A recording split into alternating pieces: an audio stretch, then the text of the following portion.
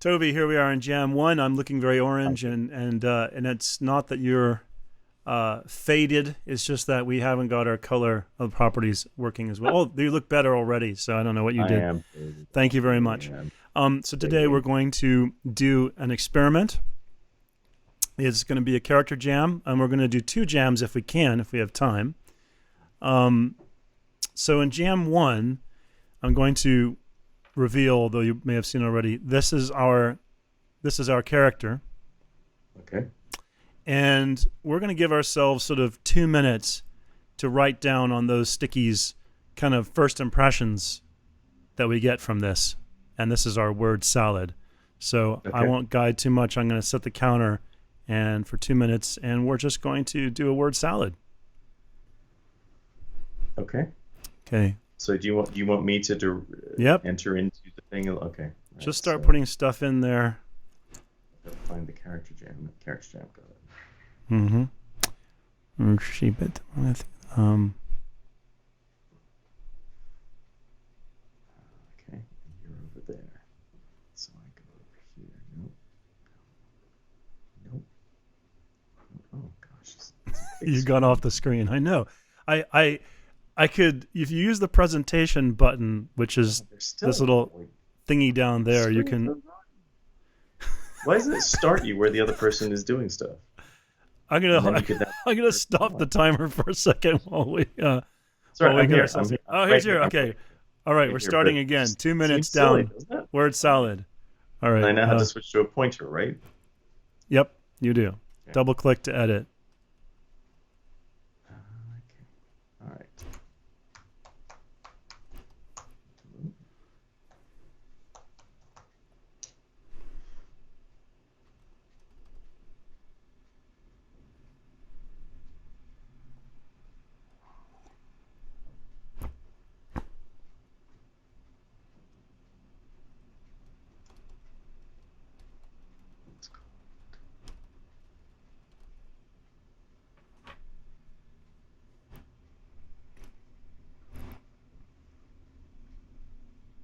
You know, he looks like he could be. Oh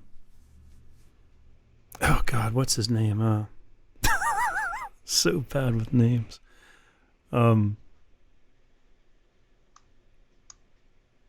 Yeah, that's terrible. I can't remember the name of the actor. Never mind.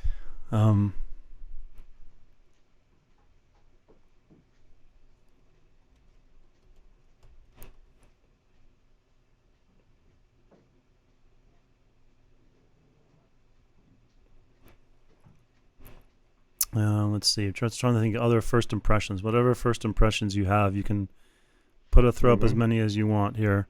Trying to build a kind of a patchwork of something that we can work with.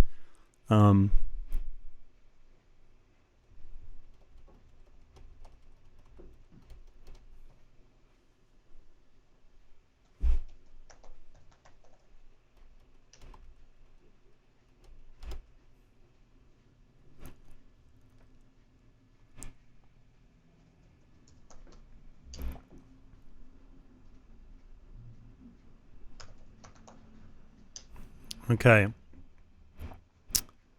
All right, so we have a word salad here of loves getting hands dirty, hungry, collector, conscientious, fussy, milquetoast, likes carbohydrates, granola, kind of wrinkled, afraid of cats, likes fresh socks, and has a secret gnome collection. All right, so this is our kind of word salad of impressions. Is there anything that we can take away? Is there any way to sort of wrap that up in maybe 1 or 2 notes? What can we say about this person based on this word salad? I mean, well, there seem to be 2 different ones. One is conscientious and fussy and prim, and the other one is harbors secret collection of things or lusts after collecting stuff. Okay, so I like the idea of collector. Yeah. In fact, they could be a bread collector, which is kind of odd. Someone who has a bread collection. It doesn't last very long, does it? Because you've got secret gnome collection. I've got collector. So yeah. Or so if we're discounting the hungry and all that stuff, then it's someone who hankers after stuff. So In this case, collector hankers after stuff. And then there's a sort of, with the milk toast, kasi prim. I like the word you used, kind of prim. What's another thing? So we got conscientious, fussy, milk toast. Prim is a good word. I guess that kind of covers it, doesn't it? I think so. Yeah. All right. So we have prim, collector. I'm just going to go collector because I think too many words and it gets a little hard to hold it all together. So I like collector, which is, thank you. Okay. I copied it twice, unfortunately. But anyway, got prim, got collector. I like the idea of secret stash. I don't know what that is. That's part of being a collector. Maybe I do that here. Collector. Well, come on. Well, Collector. I mean, it kind of goes behind the surface is prim, but underneath the surface, he is a vociferous collector of something. Okay. Which could be strange. Okay, let's say avid. Okay, avid collector. There we go.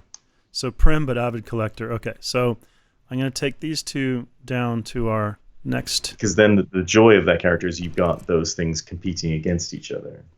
Yeah, The so need to there's kind of obsessional avid Exactly. collector. The need to maintain a surface thing, but at the same time, actually, he desperately wants to increase the size of his collection of whatever it is. One is not enough. 3 loaves. 3 loaves good. Okay, excuse me. We're coming down to our second and third sessions. I'm going to bring these down here just as a reminder of what we kind of took from the session above. So here we're going to have 2 sessions. They're going to be a minute each. The idea is that we've got this archetype now we're being forced to consider, which is this idealist. And just to refresh our memories, the idealist puts their cause before relationships, making them inflexible and unlikely to accept their own shortcomings, especially when it interferes with their vision. And we know that this person is prim but an avid collector. We're going to try to work out some of their wants in the first session. So we're guided by saying categorically they're in want of perfection and achievement, but we've got to come up with something specific here. Like, for example, that they want to become a concert pianist or something of that nature. So we can write more than one. So I'm just going to put a few of these down here. We're going to jam for a minute and try to think of what specific wants in the realm of perfection achievement does this character interested in. I'm going to give us 1 minute, and I'm going to start the timer now. But we shouldn't. We shouldn't connect this to the anything we've said in the upstairs so to hide his collecting is not something we should put here. Well, I don't know. I mean, that's let's throw that out as a possibility. Let's come up with a few possibilities and see what we think. Starting the clock now. Let's make this easier to appear. Okay. See, perfection achievement.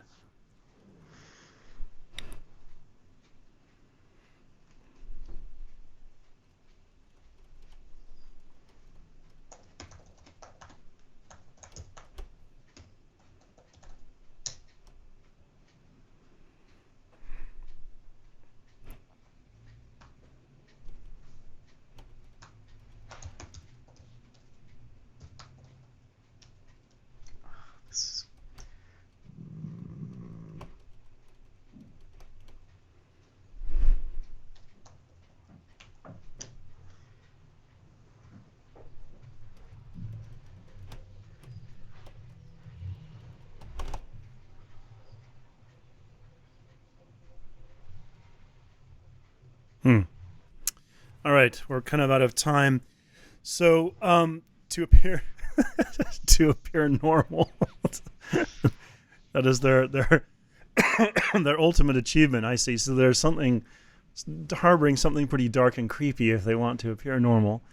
To find the perfect partner in crime, and that would be interesting. What would the crime be? And then I sort of went for creating a super-yeast of some sort, or the ultimate bread collection.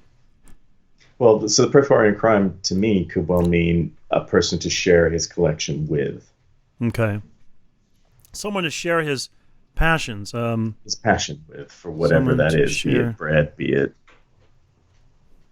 Okay, so he I wants mean, someone to share he his could be passion. breaking lots of people out of prison. There could be bread with lots of tools inside it. Oh yes. Okay. Well, let's do that. Um, I'm gonna make a note of that. So, bread Okay. with lock picks. Breakout. Prison breakout. That's an interesting. He's the bread master. Okay. I'm gonna keep that as a note to self. So I think for now, I mean the super yeast, ultimate bread collector. These are kind of ridiculous, but that's the comedy version. But to share someone to share his passion, I think we can go with that. We can go with that. We don't know what the passion is just yet, perhaps, but it could be to break people out of prison or some other absurd, or it could be an absurd thing. It could be to break the object of his potential passion or his partner out of prison. Hmm. Someone okay. Break partner out of prison. All right, so they're prim, but they're an avid collector. They're an avid collector of. Well, we have the picture is bread, but of course it could be that they are an avid collector of locks and lock picking and all the sort of, safe cracking. That they're Mm-hmm. sort of meticulous. Okay, so so we have someone to share his passion or to free somebody. To free their partner. Okay, that's kind of. I think we could. I think we can work with those two. So I'm going to put them both up here. Well, we'll have to hold on to them and take them down. Okay, the next one we're going to try is thinking about. Well, in terms of fears, these could be fears or phobias or something. I mean, that they're. The character archetype is driven by a degree of self-doubt and a fear of failure. So we have to think of a more specific example, given that we know they want someone to share their passion and to free their partner. We have to kind of, well, I guess we have to decide. Actually, we've got to pin a pin in it. Is it someone to share their passion? Are they trying to free their partner? Are these things combined somehow? We need one going forward. What do you think? I think combine them. I think they found the person, and that person has ended up in jail, and now they're going to break them out. Okay. So, to That gives you a free whole story. their partner, only So one who shares their passion. All right. or who they think shares their passion. And perhaps when they reveal the true extent of their passion that they were willing to do to break them out, the person is horrified. Okay. Well, you know what I'm going to say? Only one who understands them, because we Yep. know that can be Mhm. compromised. All right. To free their partner, the only one who understands them. Great. Okay. So now we got to look at some self-doubts given that, and the timer is going to be 1 minute again. Here we go.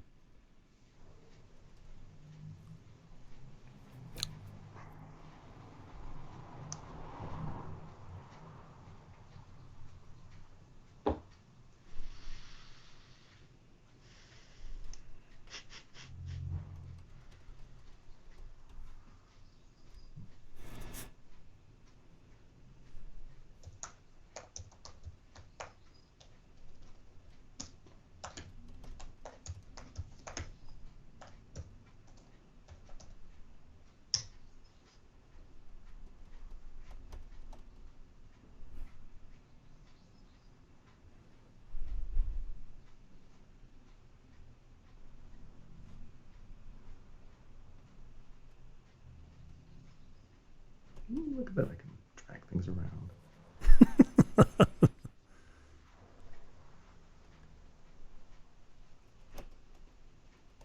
All right. So, okay.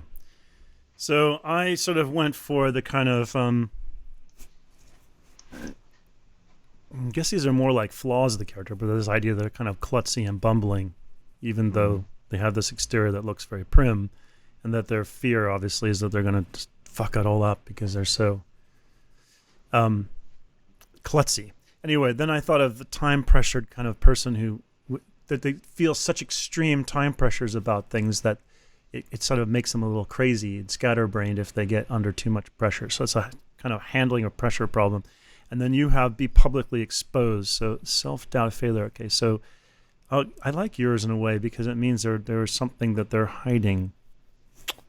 So it's a fear of being seen for who they really are. Could that? Yes. Behind this veneer of whatever it is, I don't know what they're collecting. Nazi paraphernalia. That's terrible. What are they collecting? Snails. Sneakers. Limited edition sneakers. They have a snail collection. Yeah, okay, there you go. Slug collection becomes worse. I like the limited edition sneakers, though. Actually, I'm going to make a note of that. Because there you go. No, he's collecting snails, and he falls in love with a French chef, and now he's got to hide his snails from her. She has a restaurant downstairs. And every now and then, snail breaks out, and he has to desperately find it before she does. And then one day, she stumbles across his secret inner sanctum, and the next day, the entire menu the inner sanctum is escargot, and they're all his friends. That's right. Oh God, it's that's horrible. That's she's like, I've made you. I made you this escargot. Amazing feast.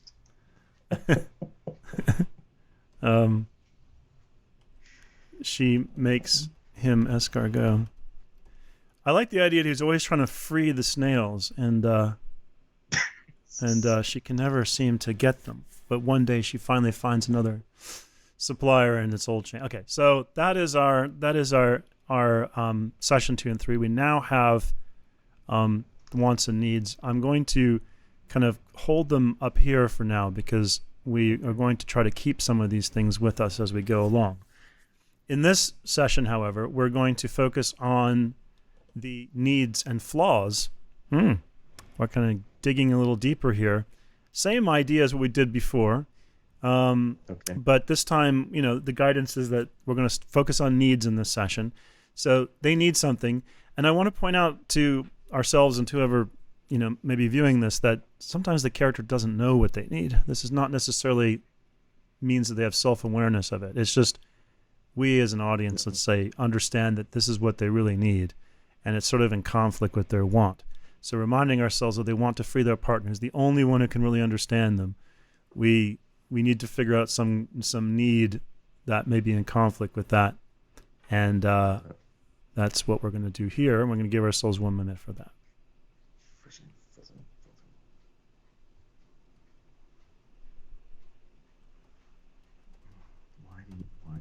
Why do you do this? Why do you do this? Why do you do this? Does it like disappeared? As you said that, my other computer all went blank, and so I don't know if it's all recording properly. So it's all fun and games in this part of the world.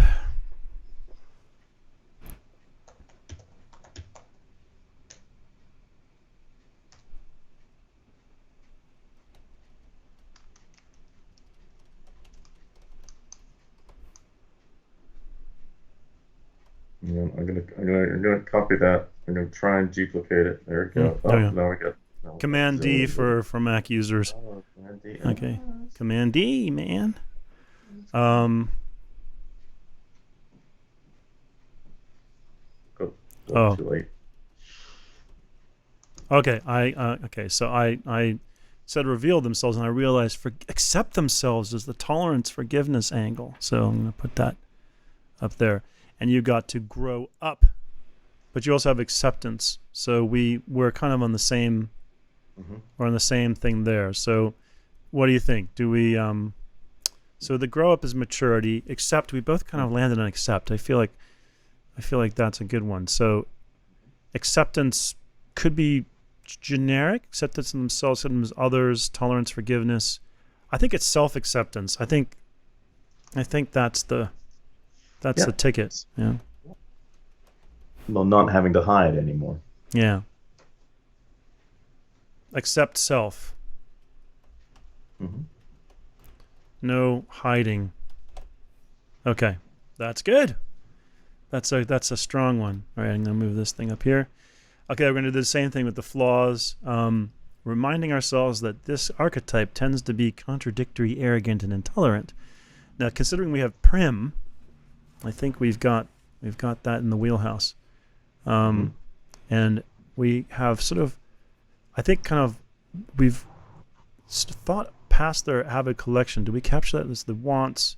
No. So we haven't really captured the collection. I sort of wonder if the flaws could feature here.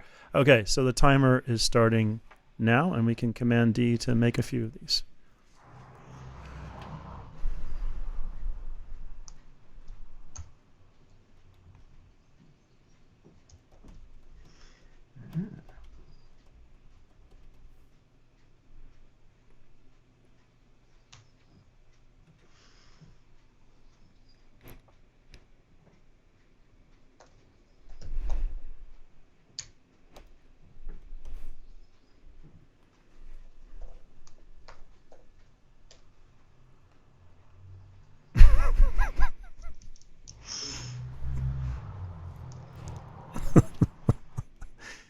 Oh, it's coming together nicely.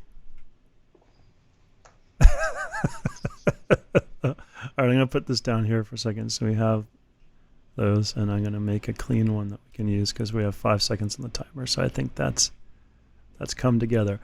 All right, so let's just have a look going back here. In terms of the needs, we know that this person has to accept themselves. They can't keep hiding whatever it is.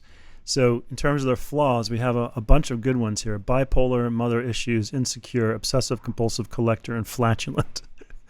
So if there's one thing we can say, or a few words to kind of capture all this, well, the bipolar insecure, I feel like there's something common there in terms of it's a it goes from 0 to 60 quickly, kind of not steady Eddie, somebody who's sort of a little explosive, quick to judge to some. I guess maybe the way to put that all together is to say tetchy or explosive. I don't know. What do you think? What's a word for someone who sort of? Gosh, I just had it. It's not irrational.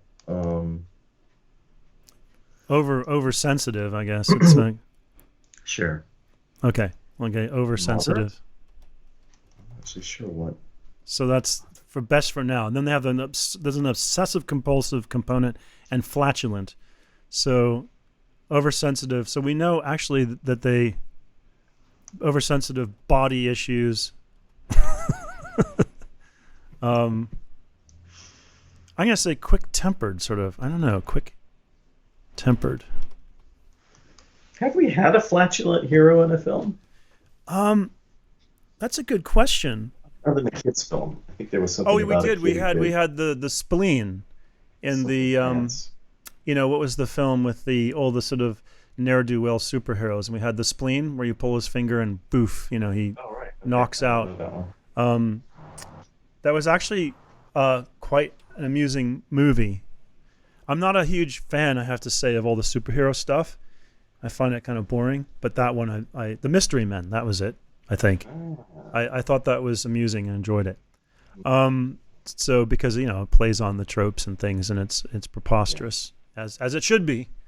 Superheroes are not real; they are over the top. All right. Have you seen the James Gunn comedy superhero one from ages ago that he's actually disowned, I believe? But I think it's brilliant. Oh well, what's the name of that one? Let me look it up. I totally forgot. IMDb. Bring it up. It's fantastic. It's got Rob Lowe's in it. Super. Is that what it's called? Super or Kick-Ass or no? People also search for Super is an American superhero black comedy, written and directed by James Gunn. No, that one. It's not. It's The Specials. Oh, okay. He's done He clearly likes this trope. It's James Gunn though. Huh? It's The Specials. Yes. Oh, he's doing. Oh, geez, he's doing a Starsky and Hutch TV show. Okay. Oh, how funny. No, I did not see. Okay, there you go. All right, I will put that on my list. Okay, so going back to our character, we have that they need to accept the self without hiding. Mm. I'm going to say stop hiding. Okay, and Mm-hmm. that their flaws, they're a bit quick-tempered. Oh, fiery. Uh, Yeah. yeah, fiery might Okay. be a little better. Fiery plus bodily issues. Um, plus fiery and flatulent. Oh God, there we go. A bad combination. They're fiery and Mm. flatulent. That's not Okay. one I'd like. Yeah, let me get rid of this problem here where it's sort of, there we go. Fiery, flatulent. Maybe that should be just without the comma. All right, so we have this. I'm going to duplicate that because that's going to go with us down below. And I've got this. Okay, and so I'm making a nice collection of stuff to remind us of. Now we're going down to this next session, 6 and 7. Okay, so we're going to try to put this all together. But before we do that, we have to do one last thing, which is come up with a virtue and a vice for this character. It sounds like, I know, it sounds like we're doing this, something that we've kind of done already, but it's just to work into the inner psychology of this character. There is a rhyme and reason to this, by the way, because for anyone who's dropping in, Toby and I spent a considerable amount of time looking at archetypes and also using psychological material from Ocean and other places to kind of come up with these archetypes. So they're not sort of pulled out of our butt. They are the basis. They come from the result of considerable research. So I want you to know. Mm. All right, nothing comes out of our butt except flatulent, which is this character. All comes out of this character's butt. All right, so we're gonna do a 2-minute. I'm gonna use 2 minutes this time because this is not as easy as the other ones. We've got to come up with a single virtue and a single vice. Am I not looking at the right thing? Scroll down to session 6 and 7.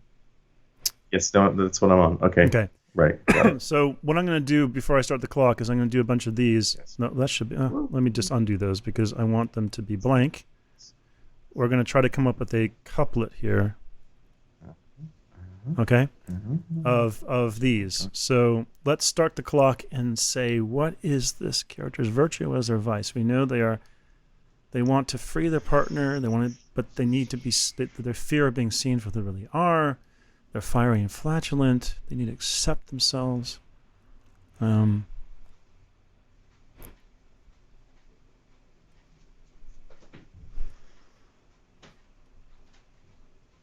Oops, I'm going crazy here. I'm doing weird things too to my desktop.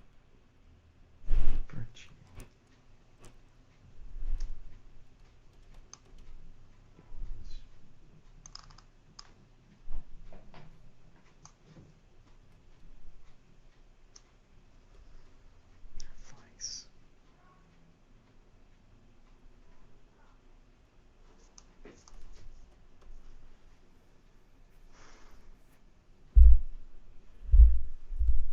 Just knock my microphone down.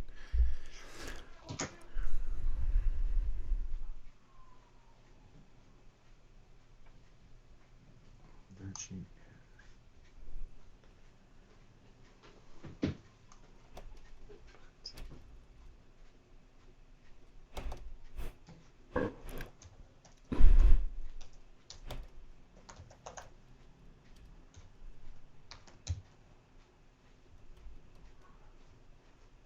Oh, interesting. Let's do both.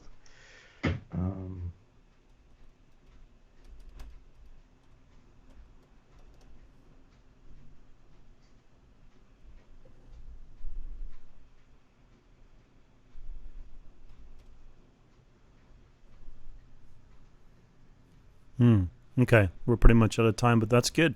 Well, you both landed on this sort of compassionate side, so that's helpful.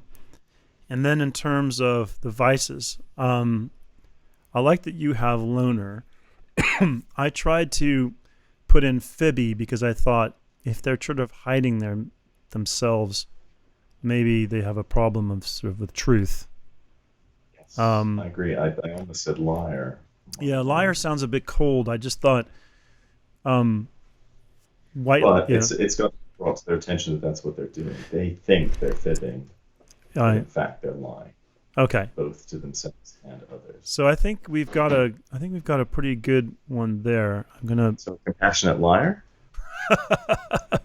let's try it. I mean, it's nice and Yeah, strong. So yeah. compassionate liar.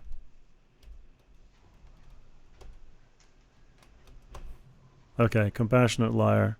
So let me put these over here for now because I'm going to try to clear the decks a little bit. The weird one I was going to try and do, and this doesn't work at all, was greedy and generous. And yet it does. Greedy and generous. Generous and greedy. Compassionate liar. Well, let's go for a twofer. If you unclick that one there, I'll. No, no, it's an interesting, I think it's an interesting, I'm not saying it's this right for this guy, but the Hmm. idea of someone who is greedy in order to give things to other people. Yeah, no, I get it. It's like Robin Hood on steroids. Sure, yes. Yes, there Um, you go. Robin Hood on steroids. There you go. So I'll make a note of There's our that. type. Let's say, so generous, greedy. I mean, that's really funny. It's a really interesting. Generous, greedy, compassionate liar. That's our couplet. Okay, so what I'm going to do is, this is sort of our reminder, and what I'm going to do now is, let's see, we don't need this anymore, really. So I'm going to replace. That's what I'm going to do. I'm going to replace these things here with our actuals. Oops, I need to know the color because otherwise I'm going to get it all messed up. Come on, come down here. Okay, so we have the flaws is fiery and flatulent. The needs is that they have to accept themselves and stop hiding. See, they fear being seen for who they really are, and they want to free their partner, the only one who really understands them. And we have some notes here that they are prim, and that's not really. You know what? I'm going to change the color because that's not helpful. We just want this to be just some notes. So they're prim, and they are an avid collector. Okay, these are just some other character aspects. We don't need these anymore. So we're going to give ourselves 5 minutes. I'm going to start the clock so we can. 5 minutes, and we're going to try to bring this all together in a profile. I've got to, first of all, what is this person's name?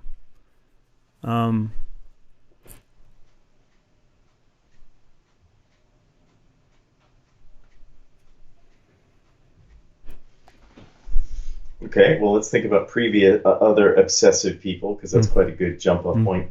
Vincent Vincent. Okay. is a pretty Let's good go with first name. Vincent. Yes. Okay. I was actually thinking that some of these things here.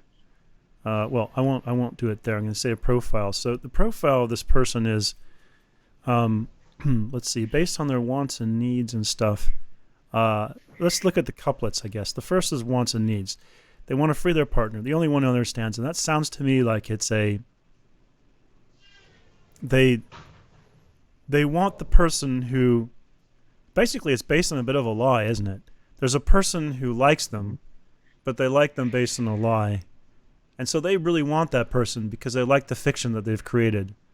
But in reality, the person does not really know who they really are. So they I guess they're going to say wants a perfect life with the object, with the one they love, but it's based on a lie, which they fear will expose who they really are, and everything will fall apart. Specifically, let's see. They have what we have all these other things here. They have they're fiery and flatulent, and they're an avid collector. So we got to kind of see if we can do something with that. What do you think? Let's see. One's perfect. Yeah. Let's see.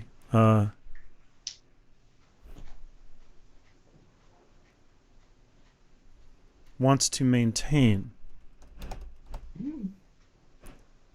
a perfect life with the one they love, but it's based on a lie which they fear will expose who they really are. That's enough. Yeah. Okay, that's enough of that. Why does this thing not let me edit this very well? Why not just edit and take... I'm going to have to go back and delete key. The editing is not very good. Okay, who they really are. So they want to wants to maintain a perfect life with the one they love, but it's based on a lie which they fear will expose who they are. They, in reality, they are an avid collector of, and then this is, that doesn't mean it's X-rated, just it's a placeholder. Really, they're an avid collector of what fiery temperament, fiery, judgy, let's see, fiery and flatulent.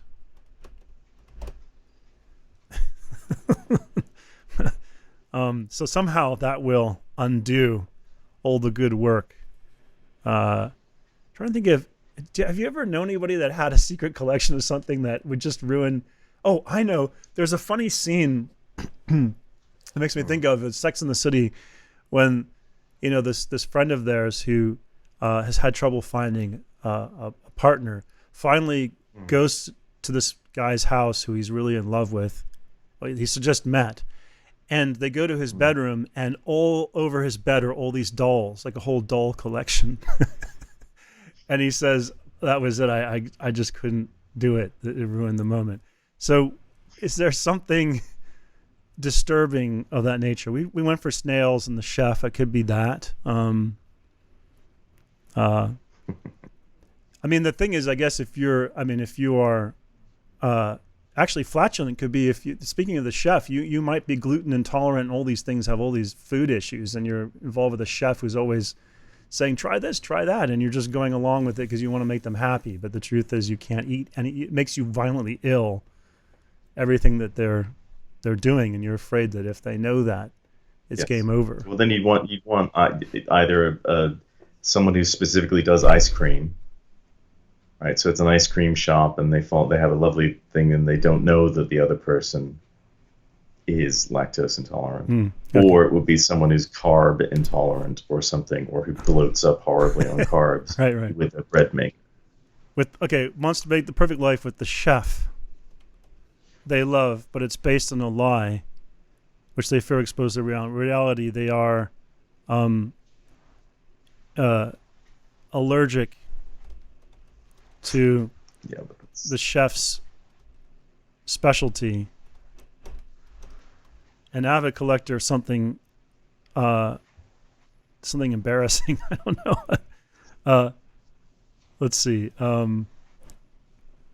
You said the paraphernalia. Now I'm thinking of Confederate cookbook or something terrible. Like they're collecting all this sort of stuff. The KKK cookbook. Things that would just just destroy their reputation. Let's see. What if their partner's a chef? What could they be collecting that would, really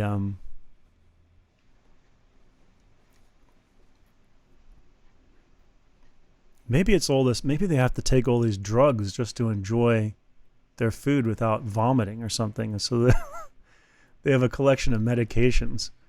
What we want, ideally, is it's something that's going to drive them eventually to crime. Okay. Right? Because then the person is going to try and save them. And if we're going with the putting tools into food, then it's got to be something. Then he's the chef or the cook. And it could be tools and ice cream. I haven't seen that done before. Well, I was thinking actually of, it's not, it's not perfect, but the idea of, someone who's obsessed with supplements. They've got a supplement for everything, and they've got this huge supplement collection. And it's interesting to be with someone who makes real food, but your partner is never quite convinced that that's healthy in and of itself, and they've got cabinets upon cabinets of supplements to survive. So it's a little bit like they're on edge. Okay, well, not to belabor it, I think we'll put a pin in it. That's there's something developing there that we might come back to. It's sort of interesting. How long have we been going for? We've been going for 42 minutes. Maybe it's a little bit difficult to go into another one. But let me ask you, based on that, because I did set up another jam, but really it was with the same approach, with the idea that we would make tweaks maybe, and also that we'd come up with a new image of our own. So rather than do that, because that'll take us through another hour, what advice could we give ourselves for the way this went to improve upon it? What did you think worked or didn't work, thinking back on it? We started with an image.